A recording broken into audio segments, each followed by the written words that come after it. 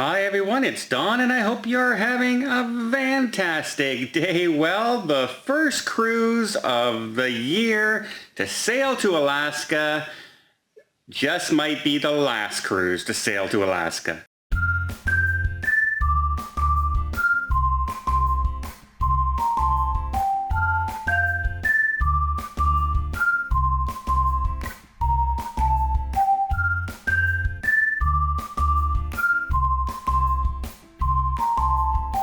So I know what you're thinking. You're thinking, Dawn, all cruises to Alaska have been canceled because, the Canadian borders, you need to be at a stop, and you can't go with over 200 passengers. Well, there is a cruise line that got permission to start sailing, and it was called the Uncruise. And the reason this is, it's a very small vessel. It's more of a wilderness adventure type of travel where you're going to go kayaking right up close to sea lions, and you're going to hit the shores. You're going to see bears. You're going to get a much more of a physical cruise than you normally would. And this ship is, here's a look at the size of the ship. You can see it's very, very small. And this is made so it can go up the rivers and into shallower areas that, the larger cruise lines. If you look at this ship and then you compare it to the cruise that we would normally take to Alaska, there's a huge difference. You can see how it's much more personable, and it is, like I said, it's much more of a refined kind of cruise. This is for specific people. If you're the kind of person who just wants to sit on deck and watch things go by on your balcony while you have, room service delivered to you, this is not the cruise for you. They have good food on board, they have fun on board, but you're not going to see a Broadway show on this cruise by no means. Trouble is, they got permission to start, they're heading up and they're sailing out. Now, they just had to return to port after 3 days because a passenger on board test came back positive for the virus. Now, the way they work it, and also it's state law right now in Alaska that people flying into Alaska have to have a negative test. So they have this negative test within a certain amount of days. I believe it's 3 days before flying, and the person had a negative test. Off they went. They flew in, and upon arrival, they get tested again. And then they get the results. Now, the results can take about 3 days to get back.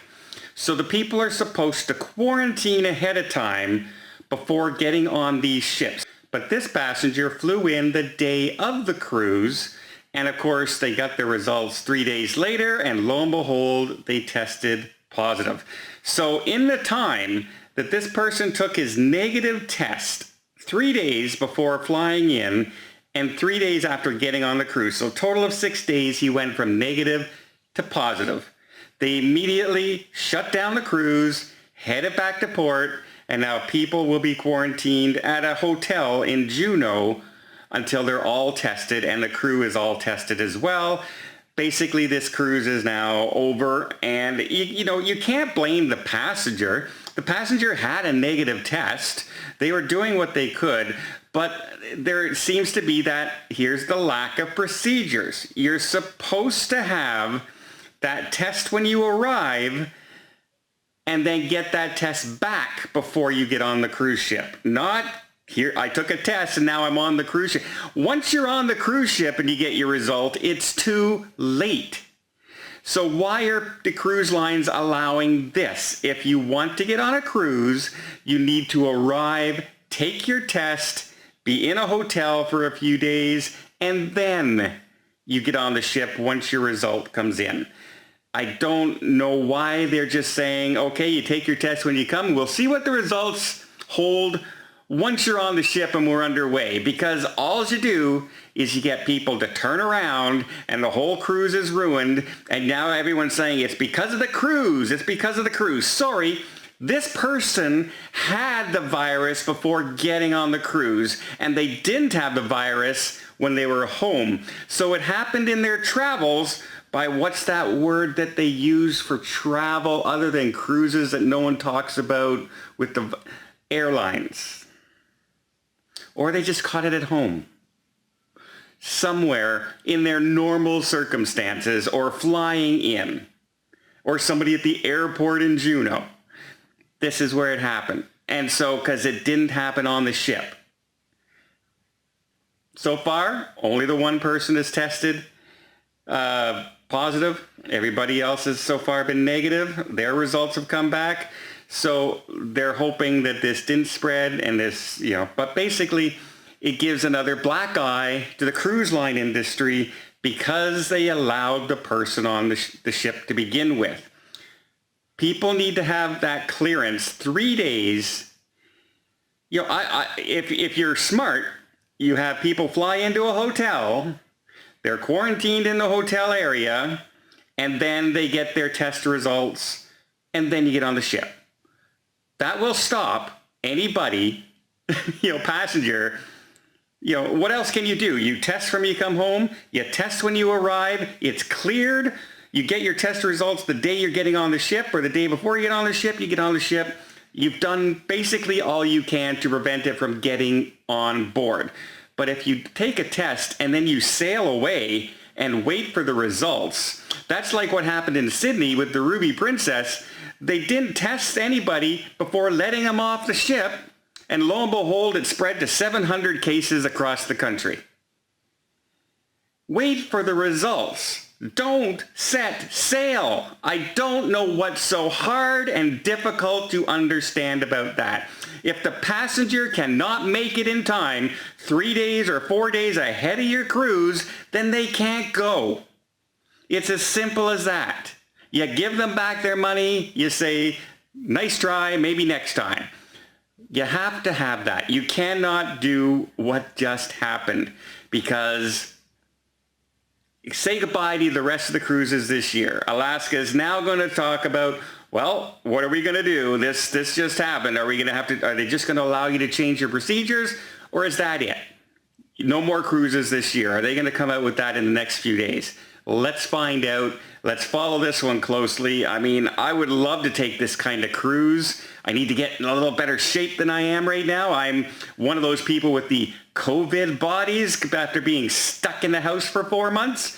But yeah, I would love to do this. Get up close to the bears and the whales and the sea lions and otters.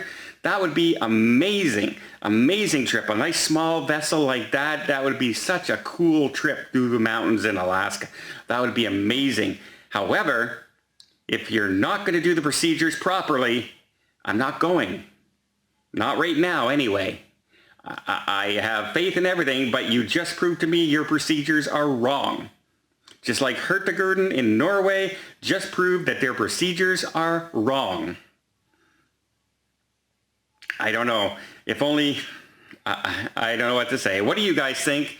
It's just one of those things, again, that I don't understand how you can say you have to have 2 tests. 1 test before you leave, 1 test when you arrive. It's great to have those tests, but you also might want to have the results of those tests.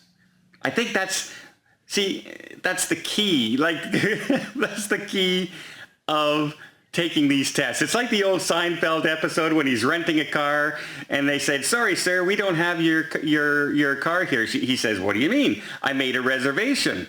She says, I'm sorry, but we don't have any of your cars left. He says, no, but I made a reservation. The reservation holds the car. And she says, we know what a reservation is. And he says, I don't think you do. And this is it. Taking a test and then sailing without the results, I don't think you know what that test is for. So yeah, very unhappy news again. And believe it or not, I was looking at this cruise for the end of August because I have to go to Vancouver anyway. So I would have flown up there and then flown to a wedding in September. And I was looking for a 14-day little adventure cruise to show everybody. Now it might not happen till next year because they didn't do the proper procedures. Well, let me know what you guys think down below. I hope you appreciate this video. If you did, please give it a thumbs up. Let's see more tips, more tricks, more travel vlogs from around the world. Hit that subscribe button. Till next time, have yourself a safe and a great vacation.